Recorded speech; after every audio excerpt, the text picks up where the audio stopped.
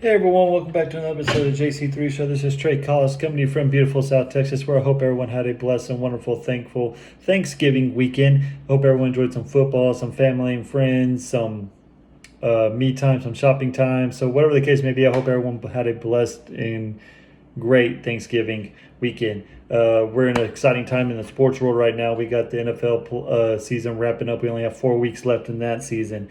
In college football, the regular season's over. We have conference championships coming up this weekend. I'm going to get into that and give you my predictions of the college football playoff 4 teams and who I think they should be as I think they'll play out this weekend. But let's start right now with the NFC East, or should I say the NFC least, because no one wants to win this division. Dallas throws a big old fat egg on Thanksgiving Day. The crowd is behind them. They're pumped up. Had a great come out and make a statement win. This is going to be the team that we're going to get our first win over a 500 team. And what do? You throw that lame duck out there with horrible coaching decisions and whatever the case may be. But that was horrendous to watch. And they still could have won the game. That is remarkable. Then you have and then we thought that was bad enough for the NFC East. Philadelphia Eagles were like, oh, hold my beer, Cowboys. I can do one better. Give up a 14-point lead against the Miami Dolphins, who are tanking. This is ridiculous. The NFC East should not. I'm a Cowboy fan by heart, by choice. I love them for agony. 25 years. God bless my soul. I don't know why I root for this team, but they pull all this gray hairs come from the Dallas Cowboys. But that being said, no one should be in the playoffs with the NFC East, unless the Cowboys somehow go 4-4, go 4-0 these next 4 weeks, beating a good Bears team in Chicago. Then they're going to beat a Los Angeles Rams team. Then they beat a Philadelphia Eagles team in Washington, and then they'll go 10-6. And then, okay, yeah, you should deserve it because you won 10 games. Blah blah blah blah blah. But if somehow they go 8-8 or 7-9, tell me how that's fair to someone who's to another team or to the San Francisco 49ers or Seattle Seahawks, or whoever the case may be that has to come in to Jerry Roll just because you won your division. Why are we rewarding mediocrity? I've always had a problem with this. Yes, take a division winner if you have to, if it's the point to having divisions. That's one thing the NFL has over the NBA is divisions actually matter, and I understand that. But don't have to reward them for coming to the place when the other team is coming to 12-3.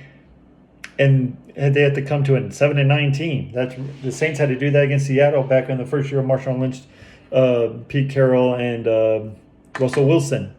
It's an unfair advantage. It's not right whatsoever. But that being said, who I think is going to come out of the East, who knows? I think it's the Cowboys just because they can lose the next 2 games and then win the next 2. As long as they beat the Eagles in one of these four games, they're pretty much going to wrap up the NFC East. And the Eagles by far don't look anything like the Super Bowl team. Carson Wentz is way overrated. He's missing wide open receivers. He's missing wide open guys who can score touchdowns. And yes, he's had some drops with the receiving core. Yes, Deshaun Jackson's been injured with a core injury all season. Alshon Jeffrey's been in and out of the lineup. Nelson Aguilar cannot catch a ball to save his life. But at the same time, New England Patriots don't have that either, and yet here they are 10-2. So the Cowboys should be I can easily see the Cowboys winning the next 4 games and rolling to the Super Bowl. Or I shouldn't say rolling, but they should go to the Super Bowl. Or I can see them losing these next 4 games and firing Jason Garrett right there on the spot whenever the last game at 3 o'clock kicks off on the last Sunday in December. But the Cowboys are a better team. The Cowboys just need to put a full game to put either the defense is playing well and the offense isn't clicking, or the offense is clicking and the defense just has brain farts all over the field, which shouldn't happen because you have a Jalen Smith who just got a contract extension. Vander Esch who's fixing to get a big contract. You have a veteran in Sean Lee as well. So the Cowboys should win this division, and it's so mind-blowing in the mind fact that with all this talented around.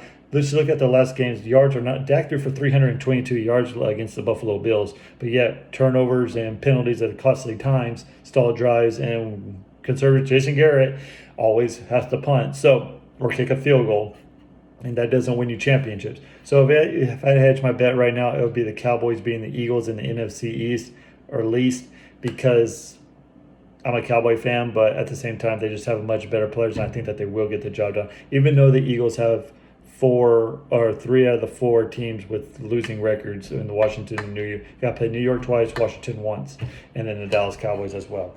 But I want to shift gears to who I think my top 12 teams are, or not my top 12 teams, who I think is going to make the playoffs in both the AFC and NFC and their seeding. Right now, at the AFC, of course, you got to go Baltimore Ravens. Number 2, you're going to have to go to the Kansas City Chiefs. I've given them the edge. I think they're starting to click right now since I think Patrick Mahomes is finally healthy. I think they finally found a little bit of their defense swagger. I'm not saying they're elite defense, but I think they found a little bit in that secondary defense to hold up. And I think they're going to go in Foxborough. I think they're going to beat New England this Sunday night. And then I have the Texans. I never doubt Deshaun Watson on what he can do. He has the lethal weapons in Hopkins on the outside, and then Will Fuller, and then Kenny Stills as well. Then that defense is finally, even without J.J. Watt, it's elite pass rush, and their secondary on the back end can basically play one-on-one and take all your best receivers out of the equation.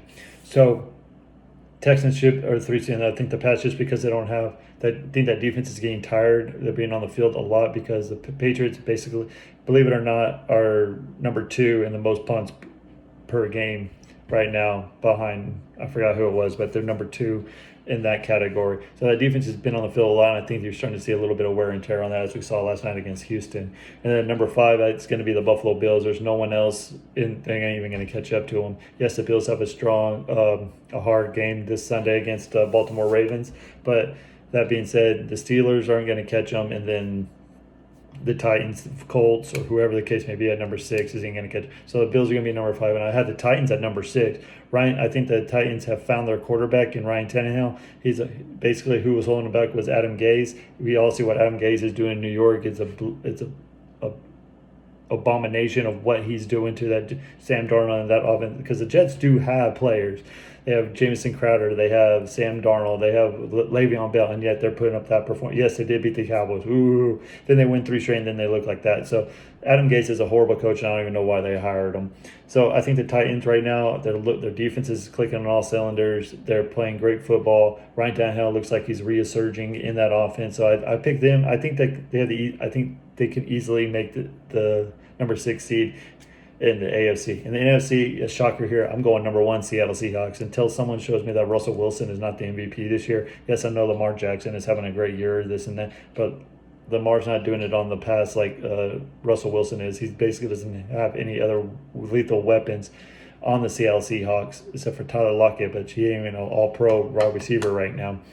And without no running game, Russell Wilson is carrying this team, and that defense, as young as they are, they're helping carry that load as well. And they're playing lights out right now. Until I see someone else come in and see how impressive they are, I'm going with the Seahawks at number 1. And then number 2 is going to be the Saints. I don't think anyone's going to go in that dome and beat New Orleans in a playoff game. So if they have home field advantage throughout the playoffs, I think that Drew Brees, and I think they have revenge on their mind from last year, robbery that they so claim, even though they had the ball, they could have kicked a field goal, sent to overtime, and then they had the ball first, and then they throw an interception. So we're not even going to get into that. Number 3 is going to be the Packers. It all depends on the Packers defense and Aaron Rodgers.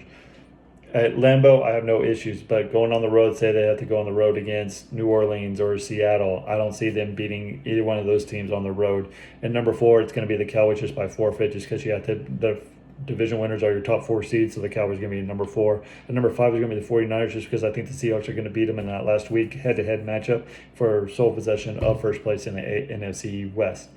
And number 6 is the Vikings. Just look at the record. They have a big game tonight against the Seattle Seahawks. Can make a statement win for Kirk Cousins. Remember, Kirk Cousins' primetime record is not as great as you would think. I think he's 5-24, whatever, night games or primetime games.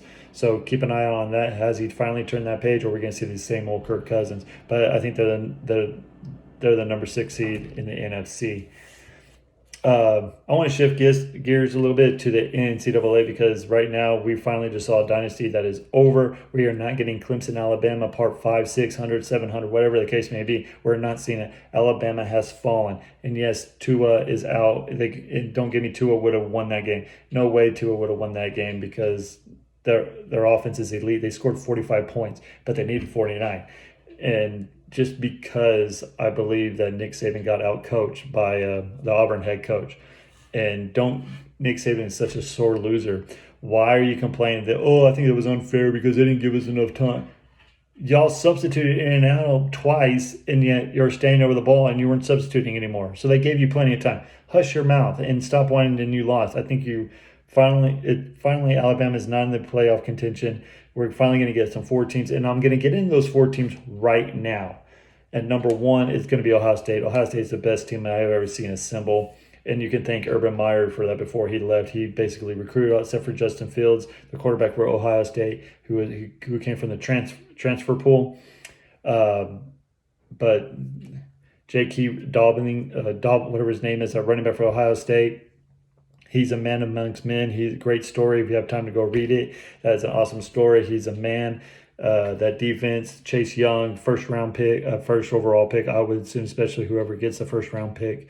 That's just an elite defense. They're just clicking on every single special teams, defense, and offense as well. And number 2 is going to be LSU. That offense has yet to be stopped. Alabama couldn't stop them. Texas A&M can't stop them.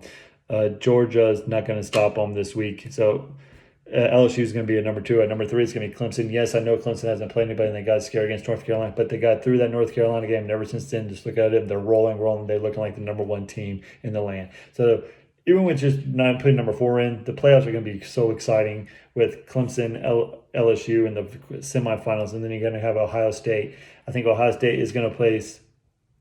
Yes, I think they're going to face the Utah Utes, just because if you compare apples and oranges to whatever team you want, Baylor hasn't played anyone in non-conference, and they barely won Big 12 games.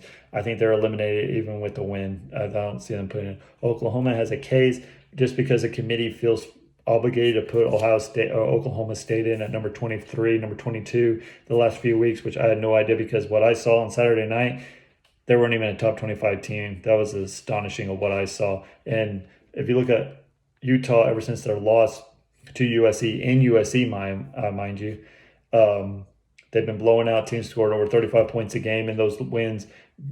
So I figure if they beat Oregon in the Big 12 in the Pac-12 championship game, they should go ahead and over Oklahoma, just because if you look at Oklahoma's past, besides the Oklahoma State game last Saturday night, they barely beat TCU by 4. They should have lost to Iowa State if Iowa State didn't go for 2 for the win instead of tying the game with the extra point. And then they should have lost to Texas, and then they did lose to Kansas State, and the case goes on. And plus, Oklahoma has not played anybody all season in the non-conference as well. So that's my Final Four prediction. It's going to be Ohio State number 1, LSU number 2, Clemson number 3, and Utah Utes if they beat Oregon at number 4. But throw a wrinkle on that. If Georgia beats LSU, then you already have your 4 teams. It's going to be Utah. It's going to be Ohio State, LSU, Clemson, Georgia again, just because LSU's resume is a lot better than anyone else's one-loss team out there. And plus, they did make it to the conference championship game. So that being said, Clemson's not going to lose to Virginia. It's a good story for Virginia. First time they ever go to the ACC championship game. First time they beat Virginia Tech in like 10 years. So it's a good story, but Clemson looks like they're on a mission. Trevor Lawrence and that crew are looking to revenge or on a mission to recapture their championship from last year. So I appreciate y'all listening to me. If you have any questions, comments, leave them below, please. I would love to debate you if you want. I'm going to start doing one of these Facebook Live things. I just got to get more comfortable with myself, but I appreciate y'all listening and everything. And if you have any comments, just leave them below, and I'll respond to every single one of them. I hope everyone has a great Monday night and a great rest of your week. And God bless every one of y'all.